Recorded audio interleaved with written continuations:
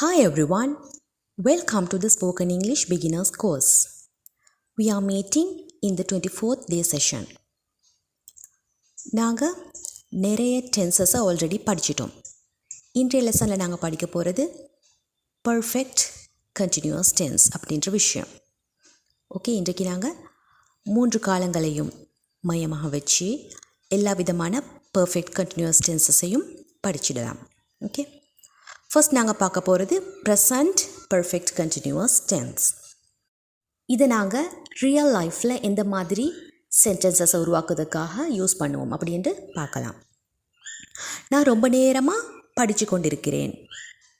அவன் ரொம்ப நேரமாக வெயிட் பண்ணி கொண்டிருக்கிறான். அவர்கள் ரொம்ப காலமாக அங்கே வசித்து கொண்டிருக்கிறாங்க. இந்த மாதிரி இப்பொழுது மற்றும் இப்போதைக்கு முன்னாடியிலிருந்து. ஓகே, ரொம்ப நேரமாக இப்போ வரைக்கும் ஒரு ஆக்ஷனை செய்து கொண்டிருத்தல் அப்படின்ற விஷயத்தை சொல்கிறதுக்கு தான் நாங்கள் present perfect continuous tense use பண்ணுவோம். ஃபர்ஸ்ட் இதோட சென்டென்ஸ் ஃபார்மேட் எப்படி இருக்குமெண்டா, சப்ஜெக்ட், அதற்கு பிறகு ஹேவ் பீன் அல்லது has been, then the ING form of the verb. நாங்கள் ஐ, வி, யூ, தே மற்றும் ப்ளூரல் நவுன்ஸுக்கு ஹேவ் பீன் யூஸ் பண்ண வேண்டும். அதே போல் ஹீ, ஷீ, இட் மற்றும் சிங்கியுலர் நவுன்ஸுக்கு ஹேஸ் பீன் யூஸ் பண்ணப்பட வேண்டும். அதன் பின் ING form of the verb. See the example sentence. I have been waiting here for 2 hours. நான் இங்கே 2 hours வெயிட் பண்ணி கொண்டிருக்கிறேன். Okay, he has been studying for a long time. அவன் ரொம்ப நேரமாக படித்து கொண்டிருக்கின்றான். He has been learning for a long time. He என்று வந்ததால் நாங்கள் has been யூஸ் பண்ணப்பட வேண்டும். They have been playing football. அவர்கள் ரொம்ப நேரமாக ஃபுட்பால் விளையாடி கொண்டிருக்கிறார்கள். She has been dressing for hours. அவள் ரொம்ப நேரமாக நிறைய ஆசாக ட்ரெஸ் பண்ணி கொண்டு இருக்கிறாள், இன்னும் முடியலை. ஓகே, நாங்கள் இதை மாதிரி சொல்லுவோமே, பார்ட்டிஸ்க்கு ரெடி ஆகும் பொழுது அவள் இன்னும் ரொம்ப நேரமாக ட்ரெஸ் பண்ணி கொண்டு இருக்கிறா, இன்னும் வரலை அப்படின்ட்டு. அதுக்கு நாங்கள் இந்த சென்டென்சஸை யூஸ் பண்ணலாம். She has been dressing for hours. So இதோட negative format very easy. I have not been working for hours. நான் ரொம்ப நேரமாக வேலை செஞ்சு கொண்டு இருப்பதில்லை.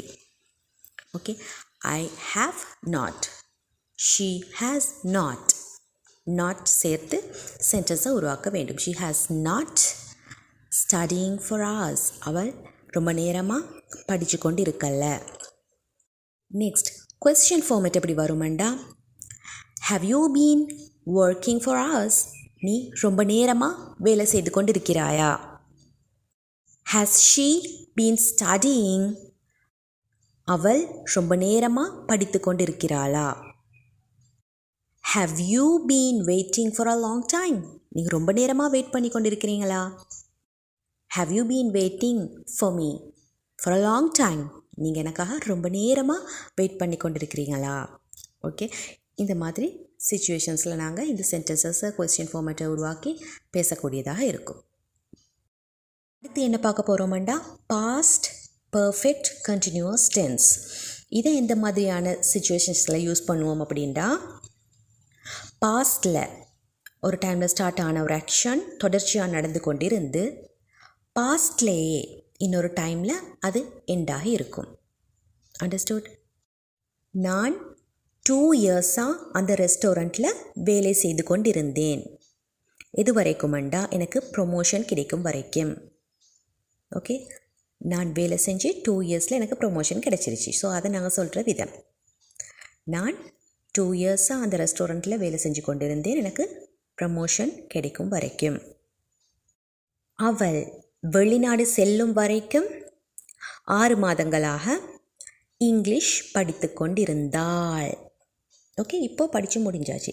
பாஸ்ட்லேயே ஒரு டைமில் அந்த ஸ்டடீஸ் முடிச்சிட்டாள். ஓகே, அப்போ பாஸ்டில் 6 மந்த்தாக அவள் ஃபாரின் போகும் வரைக்கும் இங்கிலீஷ் படித்து கொண்டிருந்தாள். அண்டர்ஸ்டூட்? இந்த மாதிரியான இடங்களில் தான் நாங்கள் past perfect continuous tense use பண்ணுவோம். ஓகே, பாஸ்டில் ஒரு ஆக்ஷன் நடந்து முடிஞ்சது, ஆல்சோ அது கண்டினியூ ஆகிச்சு. எவ்வளோ காலம்? இந்த அளவு காலம் கண்டினியூ ஆகி ஒரு சர்டன் டைமில் பாஸ்டில் நடந்து முடிஞ்சிருச்சு. இந்த மாதிரியான ஆக்ஷன்ஸ்க்கு தான் நாங்கள் பாஸ்ட் பர்ஃபெக்ட் கண்டினியூஸ் டென்ஸ் சென்டென்சஸை ஃபார்ம் பண்ணுவோம். அதோட சென்டென்ஸ் ஃபார்மேட் எப்படின்னா, எல்லா சப்ஜெக்ட்ஸ்க்கும் had been plus ing form of the verb. I had been working at the restaurant for 2 years. நான் 2 வருடங்கள் வரைக்கும் அந்த ரெஸ்டாரண்ட்டில் வேலை செய்து கொண்டிருந்தேன். I had been working in the restaurant for 2 years till I get the promotion. எனக்கு promotion கிடைக்கும் வரைக்கும் அப்படின்றது சொல்லலாம். Okay, she had been studying English for 6 months. அவள் 6 மாதங்களாக இங்கிலீஷ் படித்து கொண்டிருந்தாள். She had been studying English for 6 months. They had been making noises for 10 minutes. அவர்கள் 10 நிமிடங்களாக சத்தம் எழுப்பிக் கொண்டிருந்தார்கள். ஓகே, 10 மினிட்ஸாக அந்த வேலை நடந்து கொண்டிருந்துச்சு, நாய்ஸ் எழுப்பி கொண்டிருந்தாங்க. இப்போ இல்லை. ஓகே, பாஸ்ட்லேயே ஒரு சர்டன் டைமில் அது எண்ட் ஆகிடுச்சு. Understood? We had been doing the business for 10 months. நாங்கள் 10 மாதங்களாக பிஸ்னஸ் பண்ணி கொண்டிருந்தோம். அண்டர்ஸ்டூட்? பண்ணிக்கொண்டு இருந்தோம். We had been doing the business for 10 months. இந்த சென்டென்ஸ்ட நெகட்டிவ் ஃபார்மேட் எப்படி இருக்குமெண்டா, she had not been living in US for 10 years. அவள் 10 வருடங்களாக யூஎஸ்ஸில் வசித்து கொண்டிருக்கவில்லை. But she had been living in Dubai for 10 years. ஆனால் அவள் துபாயில் தான் 10 இயர்ஸாக வசித்து கொண்டிருந்தாள். ஓகே, நாங்கள் நினச்சி கொண்டிருந்தோம் அவள் 10 இயர்ஸாக யூஎஸில் தான் வசித்து கொண்டிருந்தாள் அப்படின்ட்டு. But no, she had not been living in US for 10 years. அந்த 10 இயர் பாஸ்ட்லேயே ஒரு பீரியட் ஆஃப் டைமில் முடிஞ்சிருச்சு. 10 இயராக அவள் அங்கே வசிக்கலை அப்படின்ட்டு இந்த மாதிரியான விஷயங்களை சொல்கிறதுக்கு நாங்கள் நெகட்டிவ் சென்டென்சஸை உருவாக்கலாம். அதே போல் கொஸ்டின் ஃபார்மேட் எப்படின்னா, had subject been ing form of the verb. Had she been living in US for 10 years? அவள் 10 வருடங்களாக யூஎஸில் தான் வசித்து கொண்டு இருந்தாளா? அண்டர்ஸ்டூட்? இந்த மாதிரியாக கொஸ்டின் ஃபார்மேட்டை உருவாக்கலாம். Finally, future perfect continuous tense. What is this? இது எந்த இடத்துல நாங்கள் யூஸ் பண்ணுவோம்டா, எதிர்காலத்தில் ஒரு குறிப்பிட்ட டைமில் நடந்து முடியக்கூடிய ஆக்ஷன் பற்றி பேசுவதற்காக வேண்டி, தொடர்ச்சியாக நடக்க போகிற ஒரு ஆக்ஷன், அது முடிய போகிறது ஃப்யூச்சரில் ஒரு டைமில். சம்டைம்ஸ் ஃப்யூச்சரில் நடக்கக்கூடிய வேறொரு ஆக்ஷனை சொல்லி அந்த டைமில் முடிய போகுது, அல்லது அந்த குறிப்பிட்ட ஃப்யூச்சர் ஆக்ஷனை ரிலேட் பண்ணி சொல்லக்கூடியது. எக்ஸாம்பிள் சென்டென்ஸை பாருங்கள். இன்றைக்கு என்னோடய வீட்டுக்கு விசிட்டர்ஸ் வராங்க, பட் எனக்கு நாளைக்கு எக்ஸாம் இருக்குது. ஸோ அந்த விசிட்டர்ஸ் வர்ற வரைக்கும் நான் படித்து கொண்டிருப்பேன். Okay, understood? விசிட்டர்ஸ் வருகிற வரைக்கும் நான் படித்து கொண்டு இருப்பேன். விசிட்டர்ஸ் வருவது என்பது ஒரு ஃப்யூச்சரில் நடக்கக்கூடிய ஆக்ஷன். அது ஒரு சர்டன் பாயிண்ட் ஆஃப் டைமில் நடக்கக்கூடிய ஒரு ஆக்ஷன். எப்போது? ஃப்யூச்சரில். ஸோ அது வரைக்கும் நான் படித்து கொண்டு இருப்பேன், தொடர்ச்சியாக படித்து கொண்டு இருப்பேன் அப்படின்னு சொல்கிறது. அண்டர்ஸ்டுட்? இன்னொரு எக்ஸாம்பிள், நான் ஃபாரின் போவதற்காக அப்ளை பண்ணி இருக்கிறேன். ஸோ அதுக்கான வீசா வரும் வரைக்கும் நான் என்னோட வேலையை கண்டினியூ பண்ணி கொண்டிருப்பேன். ஓகே, இப்போ நான் ஒரு ரெஸ்டாரண்ட்டில் ஒர்க் பண்ணுறேன். அந்த வேலையை நான் எனக்கு ஃபாரின் போகிறதுக்கான விசா வரும் வரைக்கும் கண்டினியூ பண்ணி கொண்டு இருப்பேன். விளங்கிச்சா? இந்த மாதிரியான சென்டென்சஸை உருவாக்கத்தான் நாங்கள் ஃப்யூச்சர் பர்ஃபெக்ட் கண்டினியூஸ் டென்ஸை யூஸ் பண்ணுவோம். அந்த ஆக்ஷன் ஃப்யூச்சரில் ஒரு குறிப்பிட்ட டைமில் முடிஞ்சிடும், பட் அது வரைக்கும் கண்டினியூஸாக நடந்து கொண்டே இருக்கும் என்று சொல்வதற்கு. இப்போ அதோட சென்டென்ஸ் ஃபார்மேட்டை கொஞ்சம் பார்த்து கொள்ளலாம்.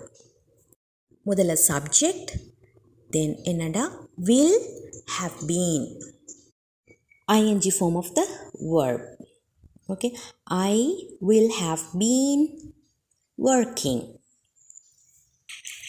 நான் தொடர்ச்சியாக வேலை செய்து கொண்டிருப்பேன். Okay, he will have been working in the restaurant till the visa comes. Visa வரும் வரைக்கும் அவன் தொடர்ச்சியாக அந்த ரெஸ்டாரண்ட்டில் வேலை செய்து கொண்டிருப்பான். Understood? I will have been studying till the visitors come. நான் விசிட்டர்ஸ் வரும் வரைக்கும் தொடர்ச்சியாக படித்து கொண்டிருப்பேன். They will have been playing till 6 o'clock. அவர்கள் 6 மணி வரைக்கும் தொடர்ச்சியாக விளையாடி கொண்டிருப்பார்கள். அண்டர்ஸ்டுட்? அதே போல் நெகட்டிவ் சென்டென்ஸாக இருந்தால் I will not have been studying till the visitors come. Visitors வர்ற வரைக்கும் நான் படித்து கொண்டிருக்க மாட்டேன். ஓகே, அவ்வளோ படிக்க என்னால் முடியாது. Like that. I will not have been studying till the visitors come. He will not have been working in the restaurant. அவன் அந்த ரெஸ்டாரண்ட்டில் தொடர்ச்சியாக வேலை செய்து கொண்டிருக்க மாட்டான். till the visa comes. Visa வரும் வரைக்கும் அவன் ரெஸ்டாரண்ட்டில் ஒர்க் பண்ணி கொண்டிருக்க மாட்டான். இந்த மாதிரியாக நெகட்டிவ் சென்டென்ஸை உருவாக்கலாம். அதே போல் question format, will you have been working in the restaurant till the visa comes? Okay, visa வரும் வரைக்கும் நீ அந்த ரெஸ்டாரண்ட்டில் தொடர்ச்சியாக வேலை செய்து கொண்டிருப்பாயா? will you have been studying till the visitors come? நீ விசிட்டர்ஸ் வர்ற வரைக்கும் படித்து கொண்டிருக்க போறியா? நீ அதுக்கு முன்னாடி ரீஃப்ரெஷ் ஆக போகிறது இல்லையா? அது வரைக்குமே படித்து கொண்டிருக்கத்தான் போறியா? இந்த மாதிரி கேட்போமே, அதுக்கு. will you have been studying till the visitors come? will they have been playing till the evening? அவர்கள் ஈவினிங் வரைக்கும் தொடர்ச்சியாக விளையாடி கொண்டிருக்க போகிறாங்களா? அண்டர்ஸ்டுட்? இந்த மாதிரியாகத்தான் நாங்கள் ஃப்யூச்சர் பர்ஃபெக்ட் டென்ஸ் சென்டென்சஸை உருவாக்க வேண்டும். Okay, now let's see a quick recap on perfect continuous tense. present perfect continuous tense-ஐ நாங்கள் இந்த மாதிரியான இடத்துல யூஸ் பண்ணுவோம்டா, பாஸ்டில் ஒரு டைமில் ஸ்டார்ட் ஆன ஒரு ஆக்ஷன் இப்போ வரைக்கும் முடியலைண்டா, அல்லது இந்த வேலையை நான் தொடர்ச்சியாக ரொம்ப நேரமாக செய்து கொண்டிருக்கிறேன், இந்த மாதிரி சொல்கிறதுக்கு யூஸ் பண்ணுவோம். I have been studying for a long time, நான் ரொம்ப நேரமாக படித்து கொண்டிருக்கிறேன். ஓகே, ஸ்டார்ட் ஆன டைமை சொல்வதில்லை, ஆனால் எவ்வளோ நேரம் அப்படின்னு சொல்லலாம். I have been waiting for 2 hours. Okay, நான் 2 ஹவராக இப்போ வரைக்கும் வெயிட் பண்ணி கொண்டிருக்கிறேன். இந்த மாதிரி சொல்ல நாங்கள் present perfect continuous tense use பண்ணுவோம். அடுத்து பாஸ்ட் பர்ஃபெக்ட் கண்டினியூஸ் டென்ஸ் எப்படின்னா, பாஸ்டில் ஸ்டார்ட் ஆன ஒரு ஆக்ஷன் கண்டினியூஸாக ரொம்ப நேரமாக நடந்து அல்லது ரொம்ப காலமாக நடந்து பாஸ்ட்லே ஒரு டைமில் முடிஞ்சிருக்கும், அந்த ஆக்ஷன் கம்ப்ளீட்டாக இருக்கும்.